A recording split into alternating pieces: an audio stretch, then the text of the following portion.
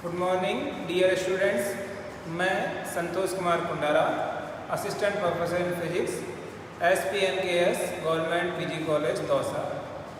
आज का हमारा टॉपिक BSc पार्ट सेकंड के paper thermodynamics and statical physics से है और टॉपिक है इक्विलिब्रियम इन फेजेज, अर्थात प्रावस्थाओं में साम्यावस्था या संतुलन। अब प्रावस्था क्या है? सबसे पहले हमें ये समझना है कि जो प्रावस्था है वो क्या है। तो कोई भी पदार्थ, जैसे हम देखते हैं सामान्यतः सभी पदार्थ या तो ठोस में होंगे या गैस में या द्रव अवस्था में, था तीन अवस्थाओं में पाए जाते हैं, ठोस, द्रव और गैस। तो ये जो तीन अवस्थाएं हैं ये क्या कहलाएंगी? फेजेज कहलाएंगी। किसी भी पदार्थ की जो प्रावस्था है वो ठोस, द्रव या गैस हो सकती है। तो शुरुआत करते हैं प्रावस्थाओं में संतुलन या इक्विलिब्रियम बिटवीन फेजेस।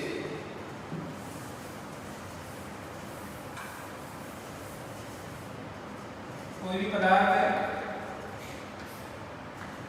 वो या तो ठोस में होगा या द्रव अवस्था में या गैस अवस्था में। इन तीनों अवस्थाओं को हम क्या बोलेंगे? ये तीन अवस्थाएं हैं और ये तीनों अवस्थाएं प्रावस्थाएं कहलाएंगी या फेजेस कहलाएंगी। अब ये जो प्रावस्थाएं हैं किसी भी पदार्थ के लिए वो तापमान व दाब पे निर्भर करती है। किसी एक पदार्थ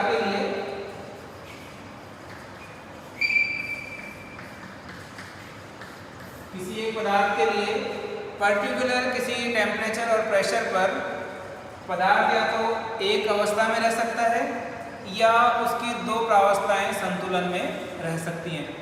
अब यदि आपने तापमान और दाब को चेंज कर दिया है या परिवर्तन कर दिया है तो उन प्रावस्थाओं में परिवर्तन हो जाएगा। कैसे? माना जैसे आपका ठोस पदार्थ है, यदि वो गैस में द्रव में चेंज हो रहा है, ठोस पदार्थ आपका द्रव में चेंज हो रहा है तो ये प्रोसेस क्या कहलाएगी? Melting process. द्रव पदार्थ आपका गैस में चेंज हो रहा है तो ये कहलाएगी वेपोराइजेशन।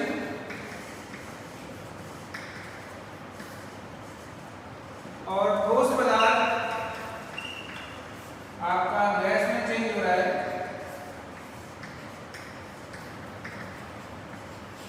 ये कहलाएगा सब्लिमेशन। और द्रव पदार्थ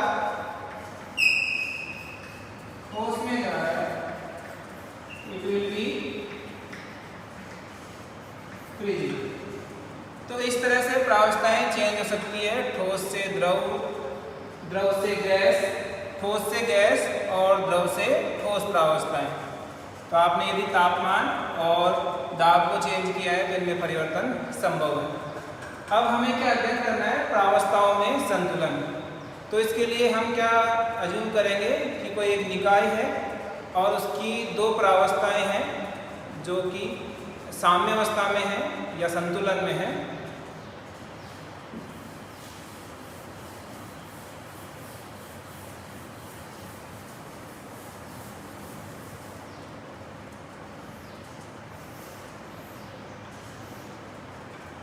शुरुआत करते हैं।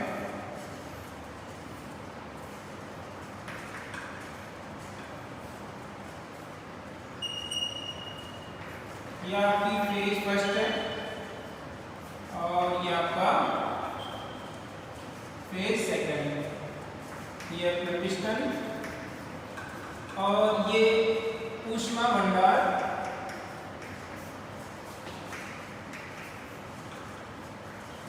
टीरस और टीरस। तो यहाँ चित्र से हम क्या देख रहे हैं कि ये कोई निकाय है, उसके दो फेज हैं, फेज फर्स्ट और फेज सेकंड।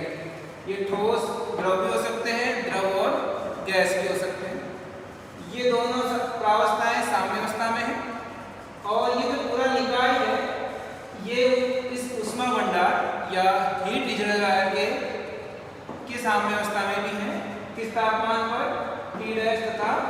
T डैश दाब पर। मतलब पूरा सिस्टम क्या है आपका, एक दूसरे सिस्टम हीट रिजर्वायर या ऊष्मा भंडार के साथ साम्य अवस्था में। तो हमें कंडीशन निकालनी है कि प्रावस्थाओं में यदि संतुलन है तो क्या कंडीशन है। यदि ये प्रावस्थाएं संतुलन में है और हमने जो पिछले नोट्स आपने स्टडी किए होंगे, तो हमने देखा कि यदि कोई निकाय किसी ऊष्मा भंडार के साथ साम्य अवस्था में है तो क्या प्रतिबंध प्राप्त होता है, G = न्यूनतम। G क्या है यहाँ पर, गिब्स ऊर्जा फलन, गिब्स ऊर्जा फलन है। और G को हम E - T S P B से व्यक्त करते हैं। गिब्स क्या है आपका, गिब्स ऊर्जा फलन है और जिसका ये फॉर्मूला है G = E - T S P B। अब चूंकि ये संयुक्त निकाय है फेज 1 और फेज 2 का, अतः G का मान मिल जाएगा G1 + G2, E का मान E1 + E2, S का मान S1 + S2 और B का मान B1 + B2। तो इन दोनों जो फेज है तो G1 G2 है, उनके लिए गिब्स का मान, गिब्स ऊर्जा का मान, और E आपकी आंतरिक ऊर्जा है, S आपकी एंट्रोपी है और V आपका वॉल्यूम है। तो ये आपने जो मान लिखे हैं G E S V, ये क्या है, संयुक्त निकाय के लिए मान है। तो अब हम इनसे प्रतिबंध निकालेंगे कि क्या प्रतिबंध आपको प्राप्त होगा।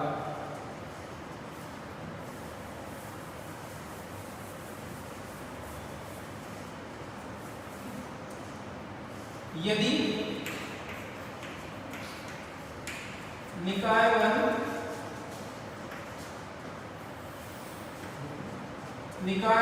है,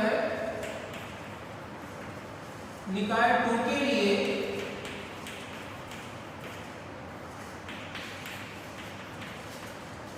गिब्स फलन प्रति अणु G1 व G2 है। अब हम क्या निकाल रहे हैं, गिब्स फलन प्रति अणु। तो G1 = हो जाएगा G1/N1 और G2 = हो जाएगा G2/N2। यहाँ से G1 का मान आ जाएगा G1N1 और G2 का मान आ जाएगा G2N2। ये फेज फर्स्ट के लिए कैलकुलेट कर रहे हैं और ये फेज सेकंड के लिए। N1 और N2 क्या है, फेज फर्स्ट तथा फेज सेकंड में अणुओं की संख्या है। तो इस तरह से हमें G1 और G2 का मान प्राप्त हो गया है। इसलिए capital G = G1 + G2 = G1N1 + G2N2। ये एक इंपॉर्टेंट इक्वेशन है जो आपके पास प्राप्त हो गई है। Capital G = G1N1 + G2N2। Okay,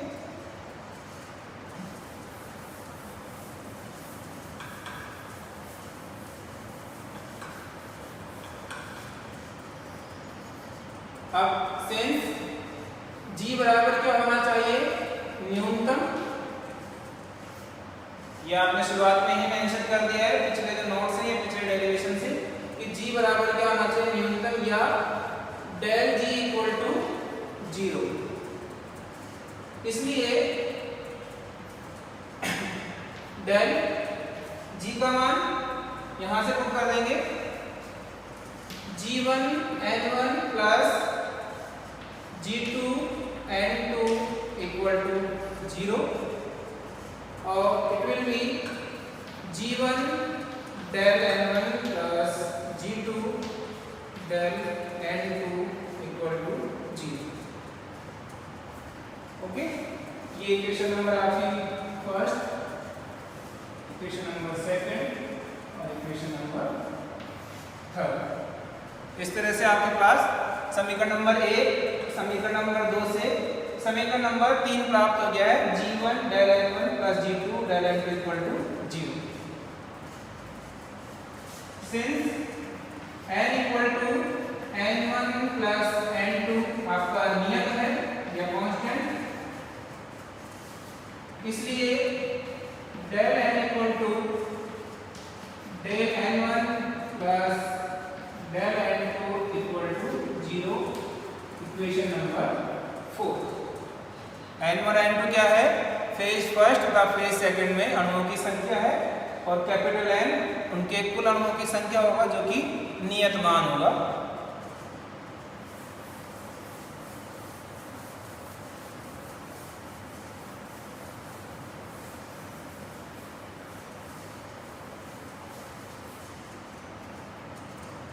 अब हम समीकरण 3 और 4 को सॉल्व करेंगे। समीकरण 3 से तो क्या प्राप्त होगा? g1 del n1 equal to minus g2 del n2, और समीकरण 4 से क्या प्राप्त होगा? del n1 equal to minus del n2। This will be equation number 5, equation number 6। Equation number 5 और इक्वेशन नंबर 6 आपको मिल गई है। ये वाला मान आप यहां रख सकते हो। समीकरण 5 है 6 से क्या प्राप्त होगा? g1 equal to g2। This is equation number 7। समीकरण 5 व 6 में सॉल्व किया और समीकरण नंबर 7 आपको प्राप्त हुआ। इसके अनुसार जो गिब्स फलन प्रति अणु है प्रावस्थाओं के लिए, g1 और g2 का मान क्या होना चाहिए? बराबर होना चाहिए, तभी दोनों प्रावस्थाएं संतुलन में रहेंगी। ये एक महत्वपूर्ण परिणाम आपको प्राप्त हुआ है। इसको ग्राफ के द्वारा कैसे समझ सकते हैं?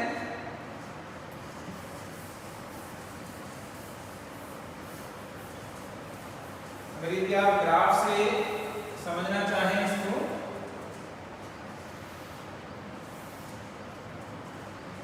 ये प्रेशर, टेम्परेचर, और माना ये कोई कर्व है, बिंदु A, बिंदु B, बिंदु C और बिंदु D। इस पोर्शन के लिए g1 लेस देन g2 और यहाँ पर प्रावस्था 1 होगी, और यहाँ पर g2 लेस देन g1, यहाँ प्रावस्था 2 सस्टेन करेगी। इस कर्व के इस तरफ g1 का मान g2 से कम है तो प्रावस्था 1 होगी, और यहाँ g2 का मान g1 से कम है तो प्रावस्था 2 होगी। इस कर्व पर बिंदु A, B, C और D पर g1 इक्वल टू g2 प्राप्त होंगे। इन बिंदुओं पर क्या होगा? गिब्स फलन प्रति अणु का मान प्राप्त होगा, और यहाँ पर दोनों फेज इक्विलिब्रियम में आपको मिलेंगे। तो आज के टॉपिक में हमने क्या देखा कि यदि दो फेजेज हैं किसी निकाय की और वो ऊष्मा भंडार के साथ साम्य अवस्था में है, तो क्या प्रतिबंध आपको प्राप्त होता है? क्या प्रतिबंध हुआ? g1 equal to g2। आज के लिए इतना ही, धन्यवाद।